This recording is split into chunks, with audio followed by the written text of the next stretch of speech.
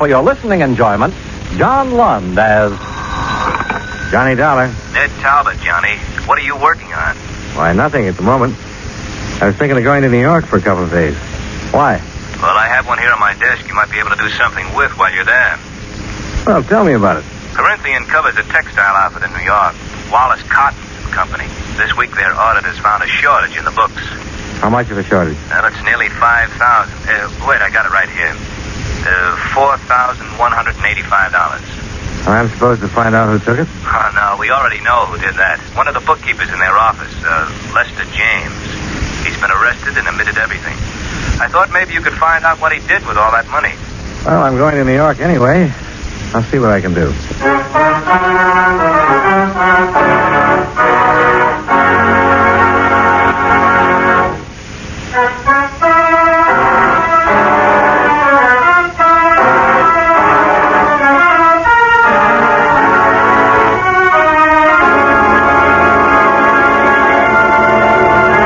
Account submitted by Special Investigator Johnny Dollar to the Continental Adjustment Bureau, 418 Elizabeth Avenue, Hartford, Connecticut. The following is an accounting of expenditures during my investigation of the Lester James matter. Expense account item 1, $32.56. Train fare and incidentals between Hartford and New York City. After receiving from Ned Talbot the necessary information concerning the indemnity claim of Wallace Cotton and Company, Incorporated. I arrived in New York at 1:30 in the afternoon and checked in at the New Weston. Central Division told me that Lester James was being held in the 17th Precinct Jail. I went right over. Well, here you are, Dollar. Now what? Take it easy, James. This is Johnny Dollar. He wants to talk to you. Hello, James. Hi. I'll see you later, Dollar, huh? Yeah, thanks, Sergeant. You'll give me a yell when you finish, huh? Right. Well, what are you? Lawyer or something? Nope.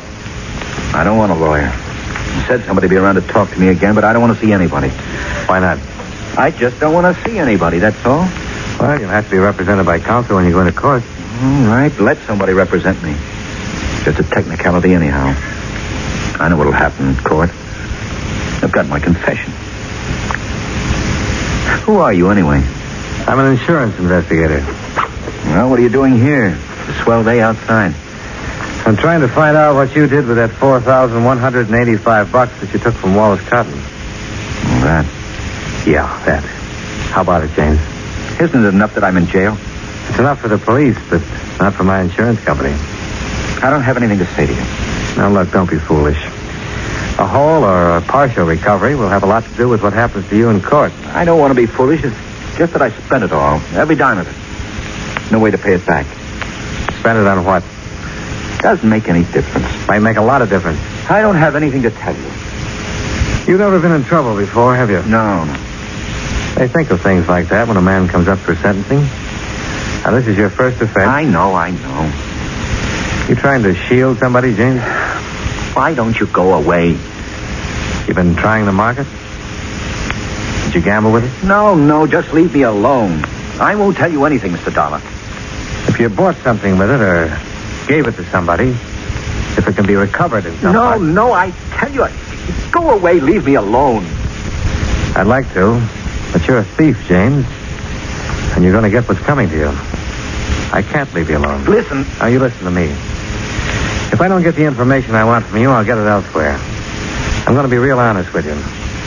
Corinthian Liability wrote a blanket policy on Wallace Cotton and Company, promising to pay them in full for every loss caused by fire or theft on their premises. Now, no insurance company takes the word of some guy sitting in a jail cell where there's cash to be recovered. It's the same as stolen property. If you gave it to someone or spent it when it wasn't yours, it's still redeemable. Now, what do you have to say? Look, Mr. Dollar, this won't do you any good.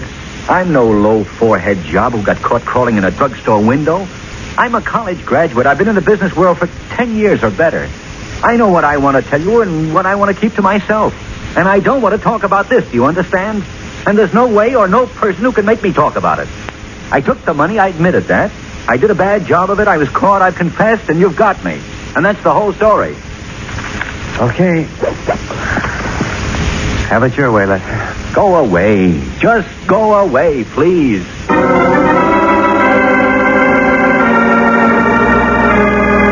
Lester James was a tall, dark-complexioned man in his early 30s. His hair was black, straight, and closely cropped. His features regular. Not good, not bad. The kind of man you see every day on the street. Somehow, the kind of man I hadn't expected to meet. Expense account item 2, $1.35, cab fare. I went over to the apartment on 59th Street where Lester James had lived. According to the penciled note above the first door to the right of the entrance, Mrs. Anastasia Denovich was the manager.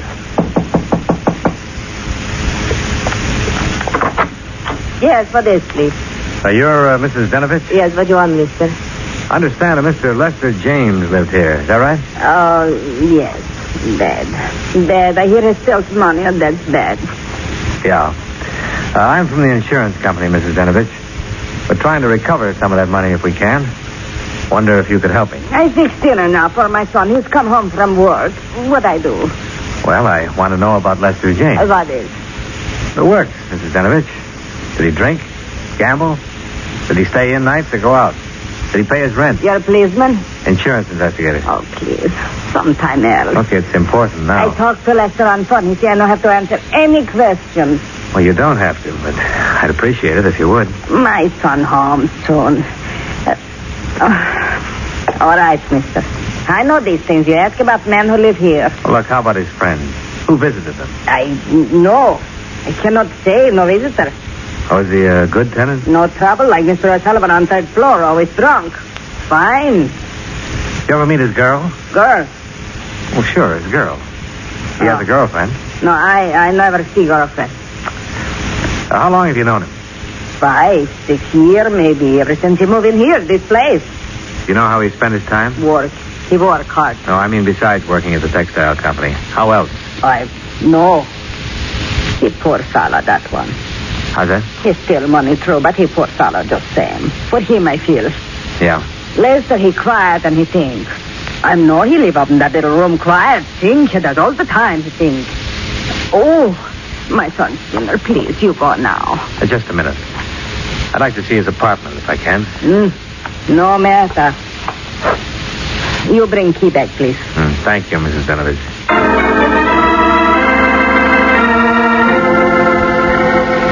The apartment Lester James had lived in was as dismal as the neighborhood. A tiny closet kitchen, a bed that came out of the wall, and a pair of grimy windows that looked across the court into another pair of equally grimy windows. The furniture was early 30s and threadbare. Among his personal effects, I found nothing of value. The apartment yielded no more information than James had.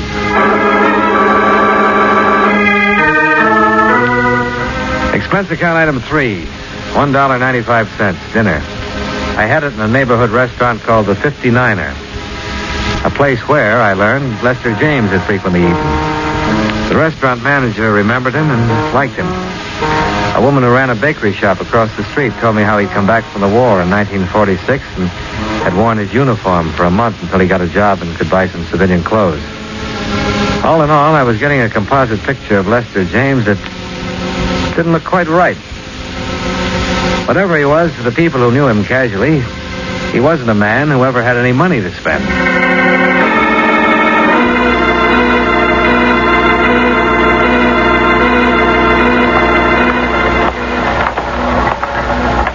Well, hiya. Hi. No good, huh? Well, that's the way it goes. We had some action here today, no? Oh? Sit down. Jim's preliminary hearing was this afternoon. The man from the district attorney's office took about 15 minutes to lay out the evidence against James. Uh-huh. And the public defender took about 3 minutes trying to get James to answer one question. What did he do with the money? Did I miss anything? No, not a thing. Wouldn't open up at all. Just said that he'd spent it. Well, Public defender about threw up his hands. I'm about ready to throw up mine. When is the trial set for? Sometime next week. I'd like to talk to him again. He been moved yet? Didn't go to the sheriff's office. Somebody bail him? He bailed himself. $200 he had in war bonds. He left yet? Won't get out till about 6. That's when the shift changes. You still want to see him?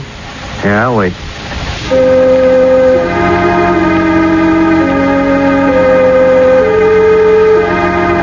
An hour later, when Lester James emerged from the doorway and turned right, I followed him about a half a block behind. When he caught a cab and headed uptown, I caught one. Stayed right with him. When he got out at the Empress Theater and walked around to the stage door, I was standing at the alley entrance. 10 minutes later, he came out and hailed a cab. Once more, I followed. This time, he went back to his apartment on 59th Street. I waited 15 minutes before I went in. James? James? James, it's me. Johnny Dollar. I got a couple of whiffs of it standing there in front of the door.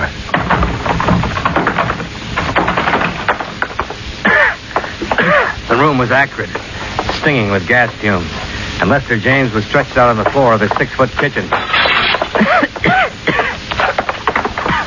When I picked him up and carried him out, I didn't know whether he was alive or dead.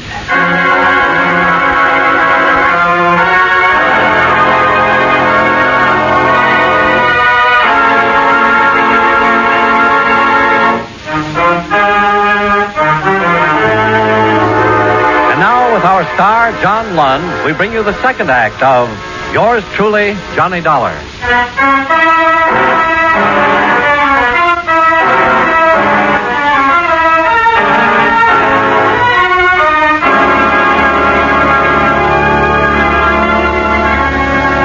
Seconds after I found Lester James, I'd called a police ambulance, and in a matter of minutes, an intern was working over him with a pull motor. There was no telling how much gas he breathed in or for how long a time the jet had been open. Hand me that. Thanks. Swab. Okay. You alive?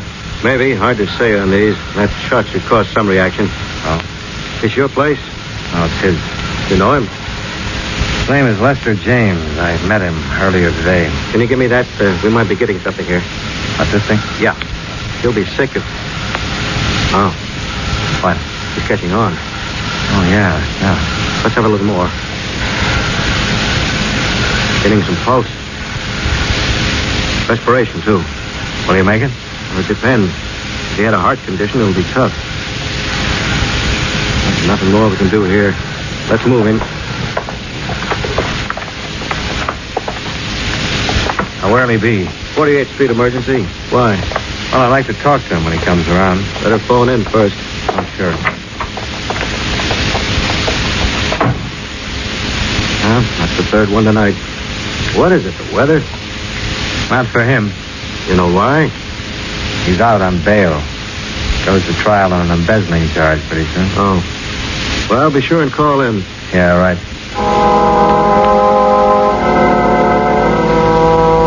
The investigating officers questioned me regarding the circumstances of Lester James's attempted suicide.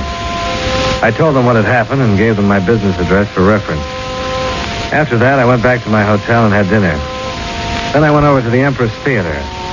A musical show was playing there, and it had just finished. I didn't quite get that, mister.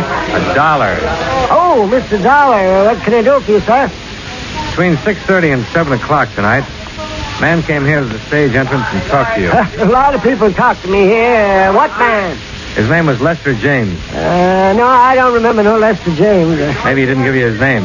You come here to see somebody? Is that it? He might have, I don't know. He's about 5'11", weighs 175 or 80. Didn't have any hat on, raincoat, dark man. You remember him? Oh, yes, of course. Him, yes. You remember him? Oh, sure, yeah. He's been around a lot of times, Lester Joe. I didn't even recognize that name at first. Would you mind telling me what he was doing here? Well, he comes here to see Margie Cook. That his girlfriend? Oh, no, I don't think so. She never sees him when he asks. Who's Margie Cook? She sings here. You ever seen them together? Well, don't know. I've never seen them together. Is she still here? What's that? I'd like to talk to her. Is she still here? Oh, no, Margie left. She finishes in the second act. Could you tell me where she lives? Oh, no, I'm sorry. I can't tell you that. Well, where can I phone her? Well, I just can't tell you that either. Look, would you do me a favor? Well, if I can, what is it? Would you telephone her and tell her my business and ask her if she'd see me? Well, I suppose I can do that all right, Mr. Dollar. Take a chair right there. I'll just see what I can do.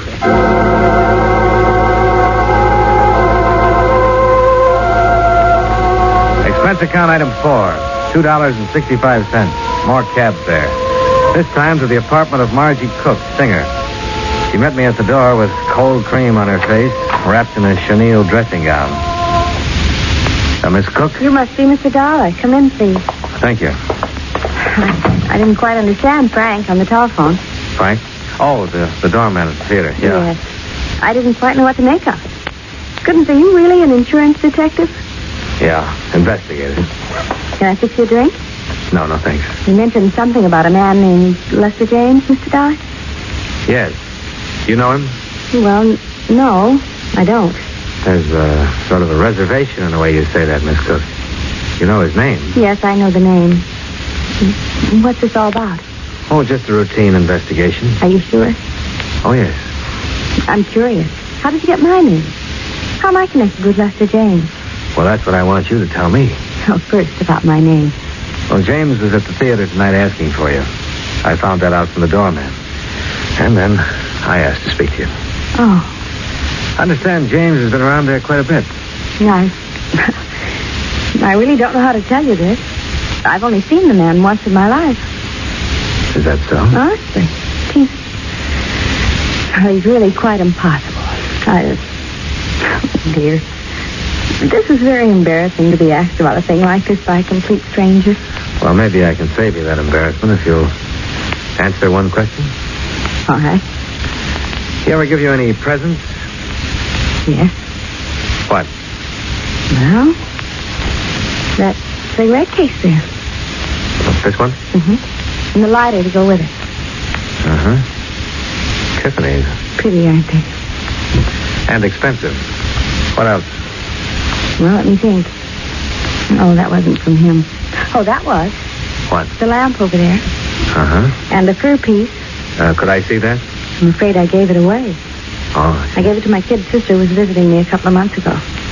What kind of fur piece was it? Ermine. I think that's about it. Except for orchids that used to come every night. A dozen orchids every night. He sent them to you? Mm-hmm. For about 3 months. You only saw him once, and he gave you all these gifts. Oh, dear. I know how that must sound. Look, it started about 6 months ago, I guess. I got a card in my dressing room one night asking me to dinner. It was signed Lester James. Well, I'd never heard of anyone named Lester James, and I tore it up. But every night after that, I kept getting the card, and pretty soon flowers, and then the lighter, and the cigarette case came. That's when I saw him. I didn't even dine with him, Mr. Dollar. We had one drink, and I told him I had a headache. I see. Gifts still kept coming, flowers, invitations, and I ignored them. I tried to send the things back, but I didn't know where to send them, so I gave away some, and some I've kept, and that's it. Why didn't you see him after that one night? Oh, he was so different than what I'd imagined. I mean, I've had my share of stage door Johnnies, but this man was... Well, he couldn't say a word without stumbling. He had no poise, no sophistication, nothing. All he had was money. I see. Well, he didn't have money either, Miss Cook. What? He worked for $72 a week as a bookkeeper. But all the gifts, the things he gave me, sent me, he had to have money. He's been stealing it to buy those things for you. For heaven's sake. Why, for heaven's sake. And that's why you're here. No wonder. He tried to commit suicide a couple of hours ago. Suicide? No. Oh, no. I'm sorry I had to come to you to get this information. He wouldn't tell anybody what he'd done with the money. Will he go to prison? I'm afraid so. Oh, but we had nothing. He was just a name to me. Well, apparently you were something more to him.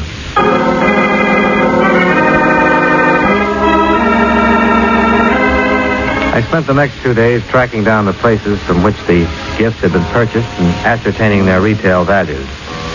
Totaled $2,780. I also learned from Margie Cook that Lester James had made appointments to meet her at various times at different expensive restaurants around town. She had never once kept any of these appointments. A check with the Waldorf, 21, the Stork, and several other places revealed that James had always made elaborate arrangements to entertain her. His restaurant bills, which were paid, came to $835. The florist bill, $680. Total, $4,295.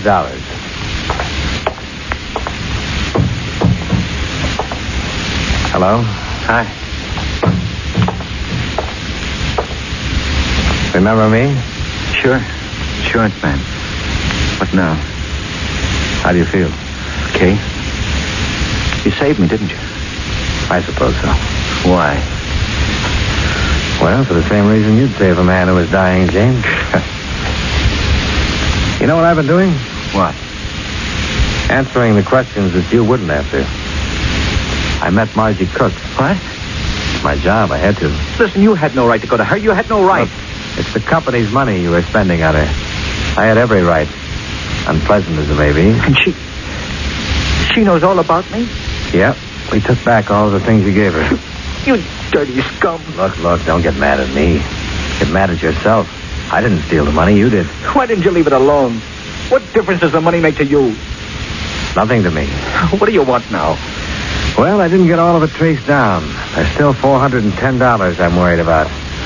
Yeah. Here. I've got this much. Yeah. Can you remember what you did with the rest of it? Pretty thorough, aren't you? I try to be. Well? Oh, come on, Lester. We've got most of it. What difference does it make now? You and your money. That's all it is to you. Dollars and cents. Dollars and cents that were stolen. Remember that. What did you do? See her on the stage one night? No. She was in the office. Office? Your office? Yes. Some fashion convention about 6 months ago. She was modeling some of our fabrics for them. The publicity people brought her over. I never saw anyone like that before. You figured a little money would attract her to you, huh? I heard that's the best way to do it. Well, it's one way, but it's not the best way, Lester. I pictured myself knocking on her door one night and saying, I'm a bookkeeper and I live on 59th Street. Why don't you come over and have a bottle of beer with me? You know, she might have come. What makes you think so? I met her.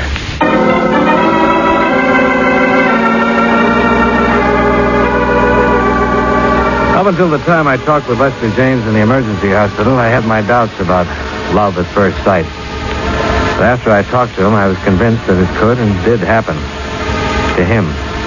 I was sorry that he didn't know quite how to handle it. I was also wondering if I'd been in his shoes, would I have done the same thing? Johnny Dollar. Oh, I was afraid you might have left town. Well, I'm just packing up. Who's this? Margie Cook, remember me? Oh, yeah, sure. I haven't been able to sleep thinking about that man. Lester James? Yes. What'll happen to him? He'll go to prison. Even with all the money returned? Only half of that stuff's redeemable. Take at least, $2,500 more. And then what? Well, then it would be up to the court. I want to pay it. What? I want to make it up, the whole thing. Look, Miss Cook, I know your motives are the best, but you're not responsible in any way for this man's actions. He just went... $50. He's the first man I've ever known who actually went out on a limb for the girl he loves. I'm the girl and he's the man. Are you serious? Poor dumbbell. He doesn't belong in any prison. He ought to get married to some nice girl. I want to help him. Are you still there? Yeah. What's the matter? Oh, nothing. Nothing at all.